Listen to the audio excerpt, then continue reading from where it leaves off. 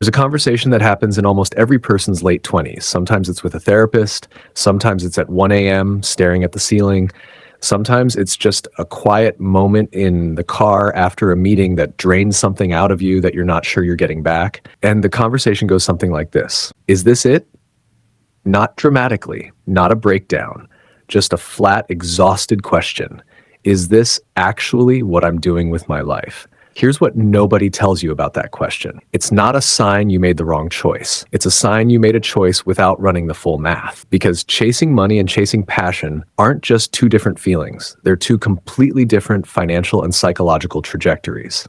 And most people pick one without ever seeing what the other one actually looks like 10, 20, 30 years out. My name is Nick, and I spend way too much time thinking about the decisions that feel philosophical in the moment, but turn out to be deeply practical over time. And the money versus passion question is probably the most consequential one most people will ever make without a spreadsheet in front of them. Hit subscribe if you want to keep running the real math on the decisions that actually shape your life. Let's get into it. Before we talk about the two paths, let me tell you about two people. Same city, same age, same unremarkable Tuesday in September when they both graduate with the same business degree from the same mid-tier state university with the same $34,000 in student loan debt and the same vague sense that something is supposed to happen next. Marcus takes the job that pays. Corporate sales, $68,000 base, commission on top, a company car that smells like someone else's ambition, and a manager who uses the phrase crushing it without irony approximately 4 times per meeting. He doesn't love it. He doesn't hate it. He is, as he will tell people at parties for the next decade, doing well. Jordan takes the other path, nonprofit communications, $41,000 a year, doing work that actually means something to her. She gets to write. She gets to believe in the mission. She comes home tired in a different way than Marcus does, a way that doesn't feel like subtraction. Her friends tell her she's brave. Her parents tell her she's making a mistake. She is, statistically, making less money. But here's where the story gets complicated, because the money gap is real, but it's not the only gap that's opening up between them. Let's run the actual numbers first, because you deserve to see this clearly before anyone tells you what to feel about it. Year 1, Marcus earns $68,000. Jordan earns $41,000. The gap is $27,000. Marcus has more money. That part is true, Fu, and it stays true for a long time. By year 5, Marcus is at $94,000 with bonuses. Jordan has climbed to $58,000. The gap has widened to $36,000 annually. Marcus is driving a newer car. He has a nicer apartment. He takes better vacations, and he posts photos from them. From the outside, Marcus is winning. But something else is happening that doesn't show up in either of their bank accounts. Not yet. Here's what the research actually says about money and satisfaction, because this is the part most people have heard wrong. The famous Princeton study that most people cite said happiness stops increasing at $75,000 a year. That number gets quoted constantly.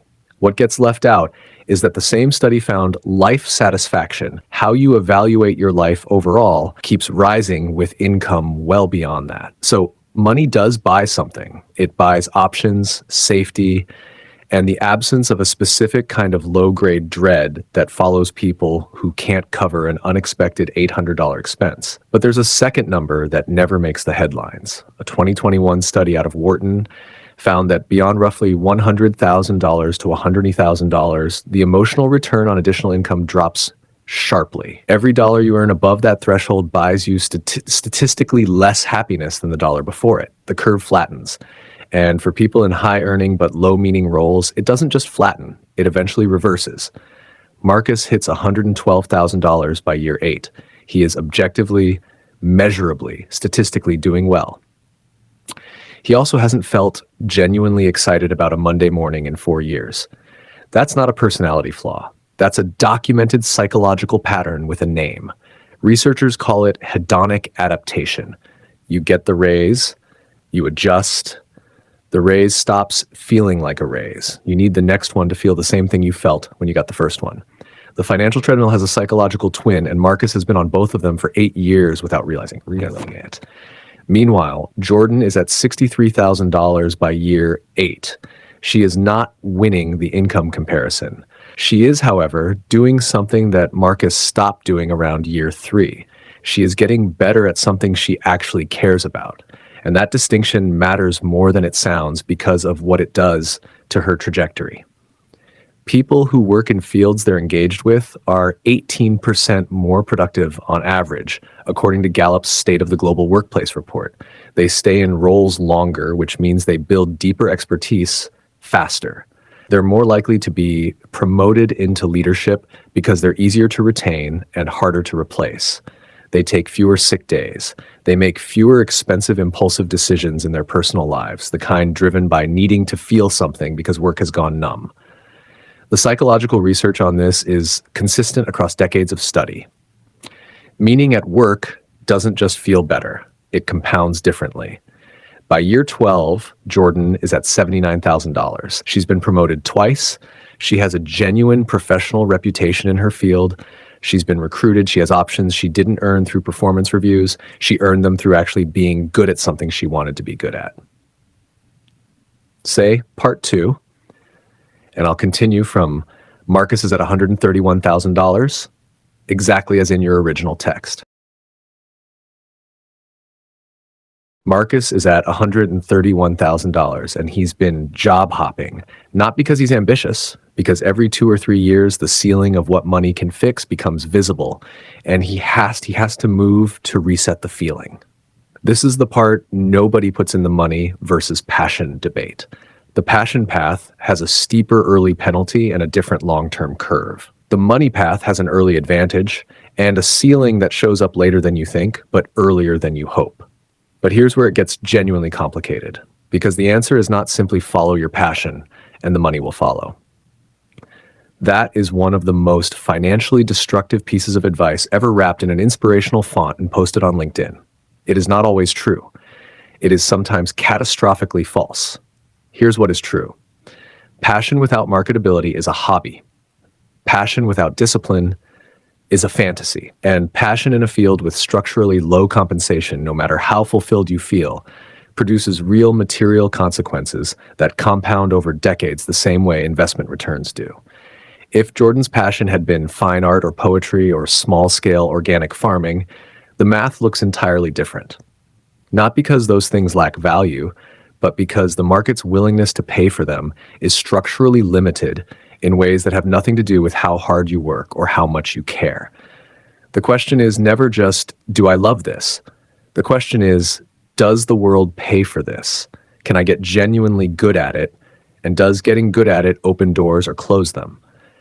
If the answer to all three is yes, then the passion path isn't the romantic choice. It's the rational one.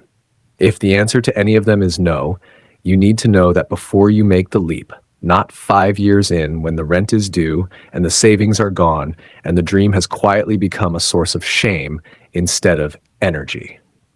Let's go back to Marcus and Jordan at year 15.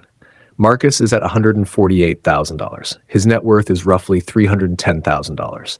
He has a beautiful apartment and a social life that looks great in photos and feels hollow in the middle of it. He has started telling people he's thinking about making a change. He has been thinking about making a change for 6 years. The longer he waits, the more expensive the change becomes because the lifestyle has expanded to meet the income, and the income now has to maintain the lifestyle. He is not trapped exactly, but the exit is smaller than it used to be and gets smaller every year he stays. Jordan is at $88,000. Her net worth is roughly $180,000. She has less. That is simply true and worth sitting with honestly. But she has also spent 15 years building a specific kind of capital that doesn't appear on a balance sheet.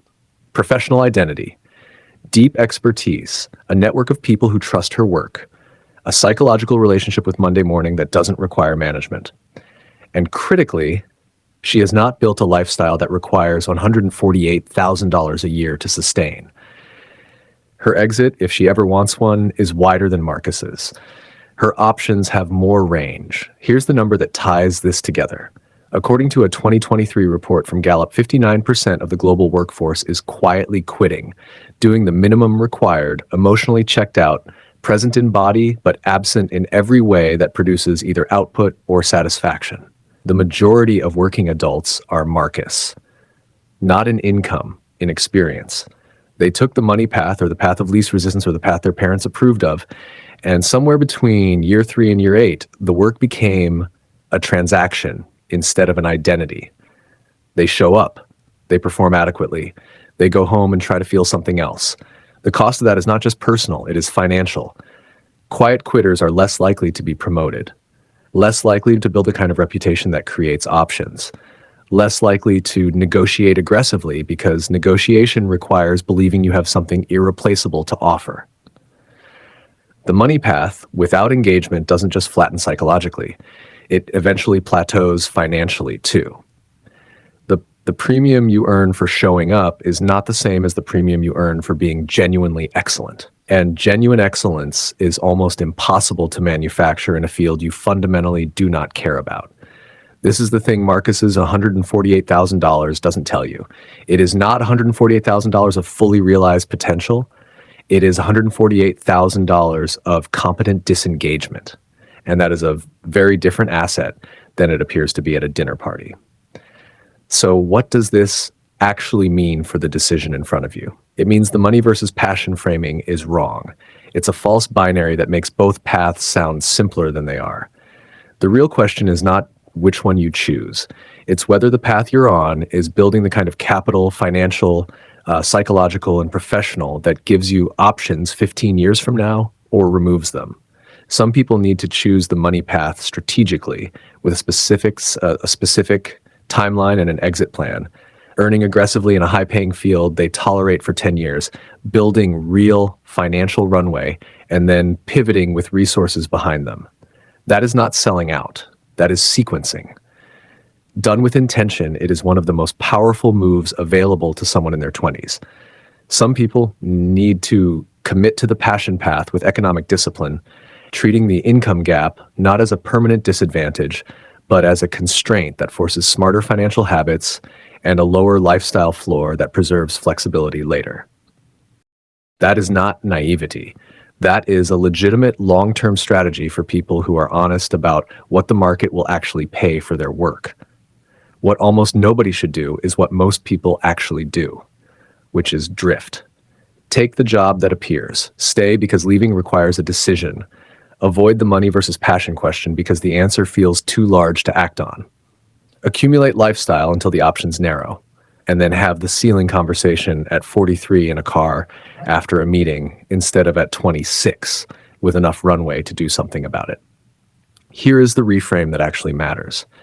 At 25, the money versus passion question feels like a values question. It feels like you're deciding who you are.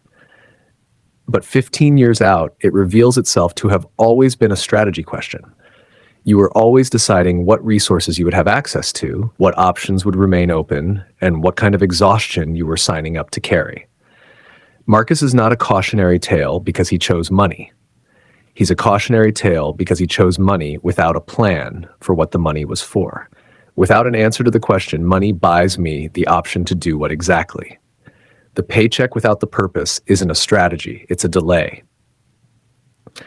Jordan is not a success story because she followed her heart. She's a success story, if she is one, because she chose a passion the market valued, stayed disciplined about the financial gap it created, and built expertise that compounded over time in ways that a role she tolerated never could have. The difference between them isn't which path they chose. It's whether they chose it or it chose them. So if you're sitting with that ceiling question right now, the 1 a.m. version or the car version or the Thursday afternoon version, here is what I'd actually ask yourself. Not what do I love, not what pays well, but what can I get genuinely world-class at? Does the world compensate people who are world-class at it? And is the life I am building right now giving me more options 5 years from now or fewer? Answer those 3 questions honestly, and the money versus passion debate mostly answers itself. Not because the answer is easy, because it's finally the right question. If this landed, drop a comment telling me which path you're on right now, Marcus or Jordan. Hit subscribe for more breakdowns like this one, and I'll see you in the next one.